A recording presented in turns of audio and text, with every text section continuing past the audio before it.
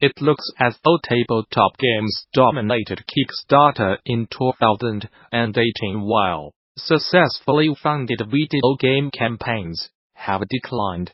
These figures might be useful for developers looking to take their projects to the platform in the future, as they might provide some perspective on what types of games have been succeeding.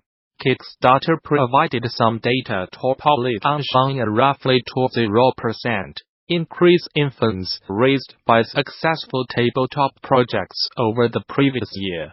However, earnings for successfully funded video game projects were reportedly down for the third year in a row, with the decline being more noticeable this time around.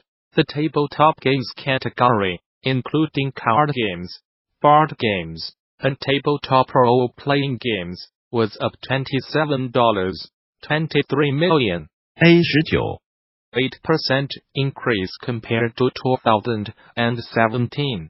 For comparison, the video game category declined $1.45 million, 8% compared to 2017.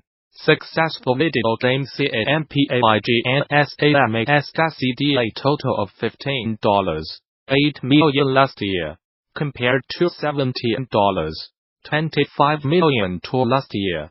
That number is far lower than Kickstarter's all-time high for the video game category, which was back in 2015 at $41.5 million. According to the data provided by Kickstarter, a successful video game on the platform only earned $886.36.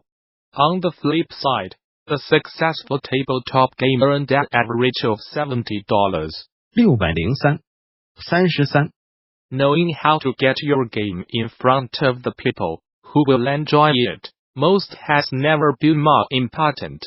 And if you want to sharpen your skills, the 2019 Game Developers Conference is the place to be. Notably, Joy Cactus director Patrick Collieri will be at the March event to present community-driven discoverability for indies, a section of strategies for increasing the discoverability of your games.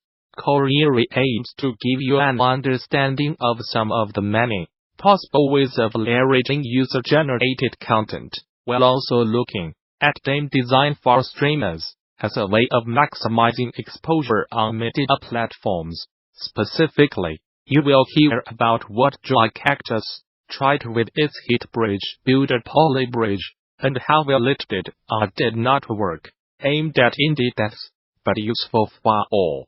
This talk will help you identify your niche and unique selling points, find your audience, build strong communities, enable meaningful social experiences, provide value to influencers, and leverage social media to enable your players to be your advocates. Further details on this talk and many more are available now on THEGDC 2019 session scheduler. There you can begin to lay out your GD 2019, which takes place March 18th through the 22nd at the newly renovated Moscone Center in San Francisco. Bring your team to GD, register a group of 10 or more and save 10% on conference passes. Learn more. For more details on GDC 2019, visit the show's official website. Or subscribe to regular updates via Facebook, Twitter, OS, Gamasutra and GD are sibling organizations under parent company Informa. Awesome Games didn't click, raised $2.39 million for the Prevent Cancer Foundation under Injured's latest speedrunning run. The charity event kicked off on January 6th and ran for a week.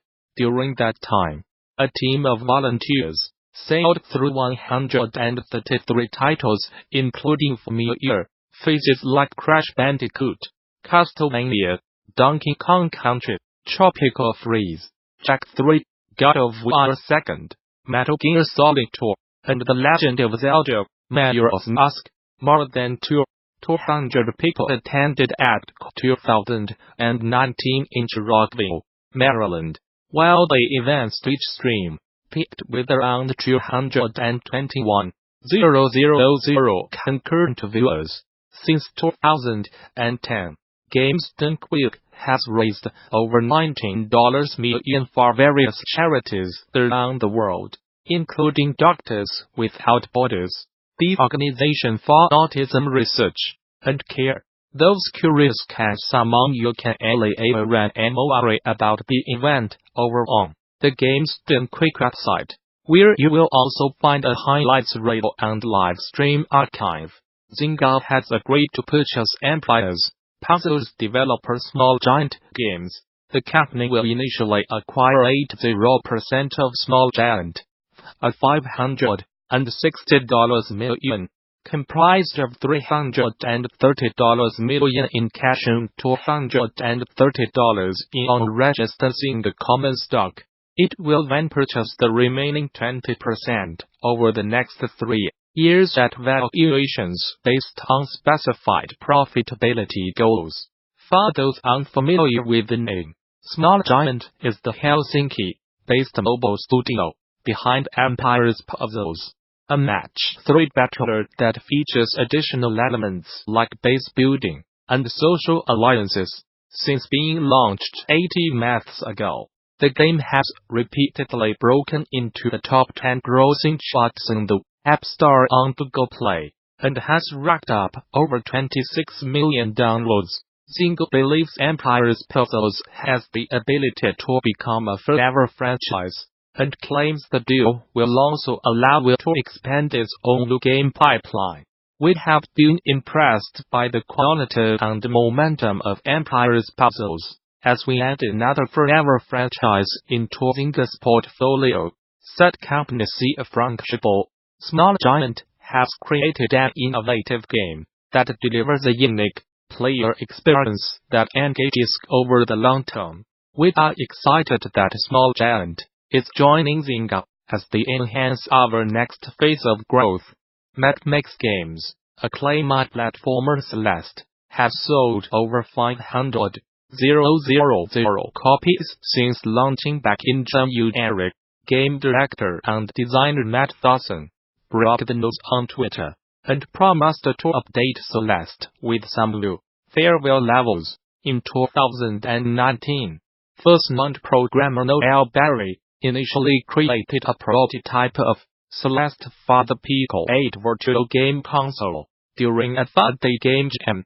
That version of the game has since been dubbed Celeste Classic and contained 30 challenging levels designed to test the skills of platforming aficionados and speedrunners. Eventually, Thorson and Barry decided to turn their prototype into a full-fledged release, and brought the finished product to the Nintendo Switch, X1, PlayStation 4, Windows, Linux, and macOS earlier this year. A smattering of Nintendo games can now be found on the Humble Store for United States-based shoppers, expanding the digital storefront's offerings beyond just PC, Mac, Linux, and Android platforms in the process. While over 40 games for Nintendo platforms can now be purchased through the Humble Store, Switch or 3DS developers keen to get their own games placed on the storefront should not get their hopes up quite yet. So far, all of the games listed were either developed or published by Nintendo. Right now, that list includes Nintendo-developed heavy hitters like Super Smash Bros. Ultimate, The Legend of Zelda, Breath of the Wild, and Splatoon 2, while familiar Nintendo-published games like Snipperclips and several generations of Pokemon games have also shown up on the store. Listings for paid Nintendo Switch Online subscriptions, 3-month and 1-month, are also up for sale alongside DLC games like Splatoon 2 and Breath of the Wild, and microtransactions for the SWITCH's free-to-play Pokemon Quest. However, it's worth noting that purchases of Nintendo games are not eligible for the optional charity contributions, a Humble's built-in rewards program. Like most games on the Humble Store, Star Control designers, Paul Reichard and Robert Frederick Ford have defended their decision to issue a DMCA takedown against Star Control Origins, which resulted in the title being pulled from sale earlier this week. Origins developer Stardock has been engaged in a lengthy legal battle with Reich and fought over the trademarks and copyrights to the Star Control franchise.